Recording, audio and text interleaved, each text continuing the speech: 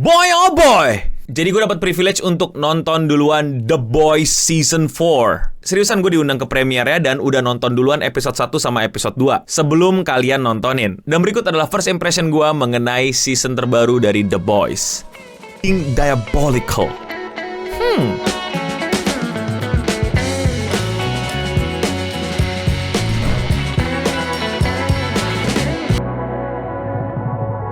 Ini pasti akan sedikit membingungkan ya, karena kalian juga udah nonton, karena udah tayang gitu. Tapi pada saat gue nonton, itu kalian belum nonton, karena belum tayang. Dan gue gak bisa dong langsung review, ya spoiler dong, ya jadi kayak kurang seru dong. Makanya videonya baru bisa tayang sekarang, biar kalian juga ikutan nonton, dan akhirnya kalian bisa, ya saling tukar argumen lah nanti di kolom komentar di bawah. Sekali lagi gue ingatkan, ini episode 1 dan episode 2 ya. Yes, gue tahu kalian pasti udah nonton sampai episode 3, tapi gue belum. Dan buat kalian yang baru ikutin The Boys, gue udah bikin 3 video berbeda untuk nge-review The Boys thumbnail yang ini. Kalian tonton dulu kalau kalian mau tahu pendapat gue di season-season sebelumnya. Dan di season kali ini, boy oh boy, The Boys is back. Dan menurut gue ada bagus dan tentu saja ada yang menurut gue kayak Tapi mari kita mulai dari yang bagus-bagusnya dulu, yaitu adalah oh my god.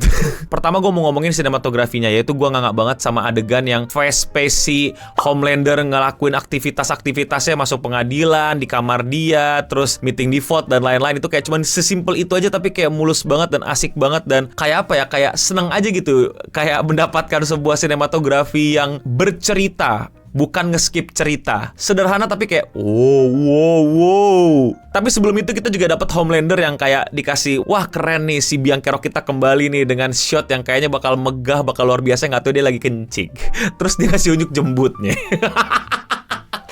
The Boys is back, man. Sumpah banyak banget hal yang bagus yang menurut gue sederhana-sederhana, tapi buat fanboy kayak kita tuh terhibur gitu. Kimiko, oh my god, Kimiko, man. Kimiko. Kimiko. Terus adegan dia jadi tangan bayi itu, aduh, bener-bener deh emang para showmakernya deh, bener-bener tiba-tiba tangannya putus jadi tangan ngikutin Deadpool. Tapi ini lebih apa ya, kayak tetep aja lucu gitu. Gue udah tahu itu lucu di Deadpool, tapi di sini tetep lucu. Terus Butcher unlock new skill ya, Schizo sekarang. Dia bisa ngedengerin suara mendiang istrinya ya. Terus dialog, buset, dialognya itu pas Homelander nyuruh si Ryan sama anaknya atau adeknya ya, gue lupa deh, Newman itu yang tiba-tiba jadi ular-ularan di mulut keluar gitu. Don't come back pregnant, buset. Dia apa ya, dia memasukkan unsur dead jokes, tapi bukan cuma dead jokes, itu kayak dead jokes yang bener-bener kayak it's gone too far, man. It's just too far Homelander, what the fuck. Udah gitu dibilang just kidding gitu. Walaupun Ryan bisa gitu, what the fuck, stop that, it's too much. Dan secara plot ya, yang sudah dibangun dari season 3 yaitu adalah kultisnya Homelander. Jadi bukan cuma superhero yang dikagumi gitu, tapi udah jadi kultis, udah jadi ada para pendukungnya yang nyembah gitu. Bakal ngelakuin apapun yang diminta Homelander gitu, akan ngelakuin apapun yang membuat Homelander senang. Bahkan omongannya Homelander tuh udah kayak apa ya, udah kayak perintah gitu, udah jadi kayak semacam bagaimana cara lu hidup dan lain-lain. Dan tentu saja masyarakat yang anti sama Homelander. Tapi poinnya bukan di situ. Poinnya adalah gua suka banget sama kehadiran si Sage ya, Sister Sage, yang dimana dia orang terpintar nomor 1. Dan pertama kalinya kita bisa melihat Homelander tanpa pakaian Homelander di series The Boys. Dan ini menurut gue mungkin buat kalian kayak hal yang biasa aja, tapi in my opinion ini adalah sesuatu yang membuat kita sadar bahwa Homelander ini punya semacam change of heart gitu loh. Tapi bukan menjadi lebih baik, tapi menjadi lebih kompromi gitu. Dia nggak merasa dirinya sudah kuat, dia nggak merasa dirinya adalah yang terbaik, dia nggak merasa dirinya adalah yang selalu berada yang paling kuat dan selalu berada di atas. Dia kompromi untuk menurunkan egonya demi mempertahankan status quo-nya. Makanya dia sampai rela ganti baju ya, baju civilian, untuk ngendap-ngendap nemuin si Sister Sage dan merekrut dia masuk ke The Seven sebagai The Brain-nya. Yang bagaimana sebelumnya kita dikasih lihat adegan tolol, dialog sederhana awkward, disuruh nge-BJ. Ajir. Bangsat, man, The Deep, man, actingnya The Deep, man. Sumpah, man, itu The Deep. Dia emang kayak terlahir untuk peran itu deh. Gue udah bilang kan, Homelander terlahir untuk peran Homelander ya, si Anthony Starr, tapi The Deep, man. Nah, berarti di sini plotnya yang gue suka nih, bahwa mereka kan udah nggak bisa kayak adu power. Itu yang gue sebel sebenarnya di season 3 ya, yang dimana akhirnya jadi adu power, adu super power, bukan adu strategi kayak di season 1, season 2. Nah, dengan ada Sister Sage ini, gue melihat plotting kedepannya akan adu strategi, adu siapa yang paling mastermind, adu siapa yang paling bisa level up the game. Dan ini juga poin bagus, dimana Homelander ini dari dulu kita tahu kurang namanya the strategisnya kan. Orang-orang yang punya strategi untuk menjalankannya dengan baik, mengeksekusikannya dengan cukup baik, karena itu yang dipunyai sama The Boys kan. Otak-otak strategi-strategi liar mereka, strategi-strategi yang di luar nalar mereka untuk mengalahkan para subs. Tapi sekarang subs punya mastermind nih. Nah, mau dibawa kemana nih?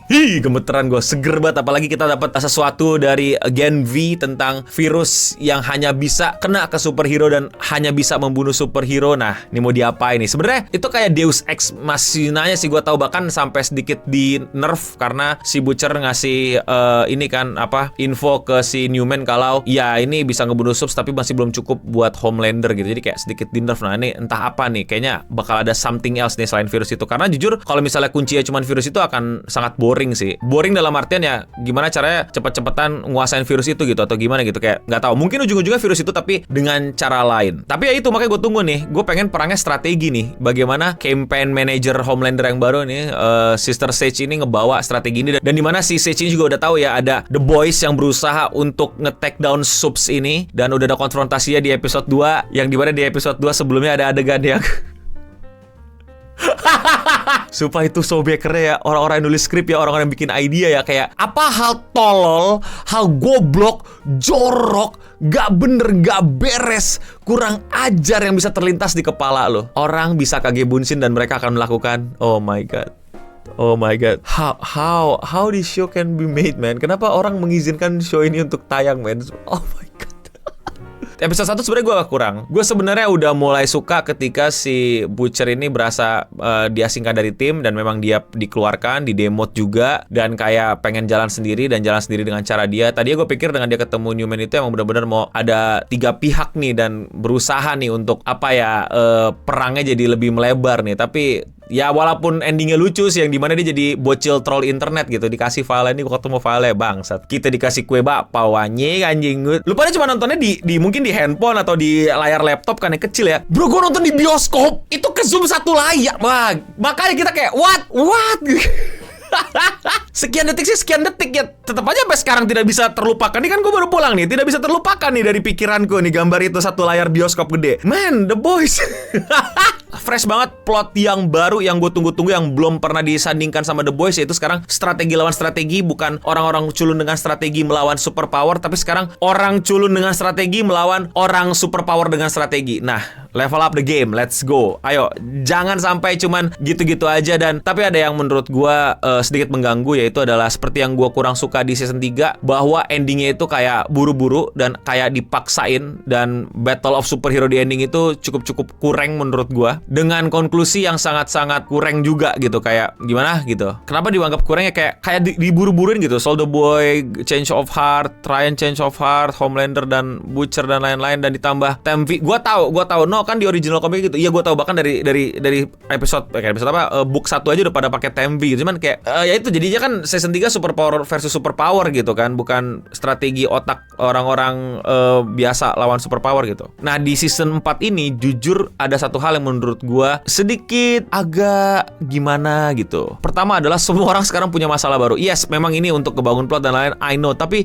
kayak buset, ini semua orang masalahnya keluar semua gitu. Huey tiba-tiba bapaknya sakit, emaknya dateng, Starlight krisis identitas, gak mau terkenal sebagai Starlight, maunya sebagai Amy January. Butcher dengan skizofrenianya, dan dia punya waktu cuman sedikit untuk bisa hidup, dan tambah skizo. Jadi leader tapi gak bisa jadi leader, dan keluarganya lagi kacau balau, anaknya lagi rebel. Francis tiba-tiba serius, gue gak masalah sama plotting ya. Yang gue masalahin kenapa tiba-tiba ada plotting tambahan ini. Kayak ini side questnya kebanyakan ntar nih, menu-menuin season doang. Ini semuanya ngarah ke plot utamanya gak untuk ngalahin Homelander yang udah mau tua, Homelander yang lagi ada masalah sama Ryan, Homelander yang mesti bagi ego sama tim Vought dan Sage-nya. Dedip masih nyimpen gurita, problem A-Train sama kakaknya sama keluarganya. Kimiko tiba-tiba PTSD-nya nyala. So many. Gue gak tahu apakah ini cukup semua untuk dirangkum di dalam satu season, dan apakah ini semua akan menambahkan ke jalan utama cerita, yaitu plot utamanya, yaitu antara Battle of the Butcher versus Homelander, yang dimana The Butcher juga tinggal 6 bulan lagi waktunya. Belum lagi virus di Gen V itu mau diapain. Tapi ya mau bagaimanapun, gue akan tetap ikutin, gue akan tetap nontonin, dan gue akan tetap bilang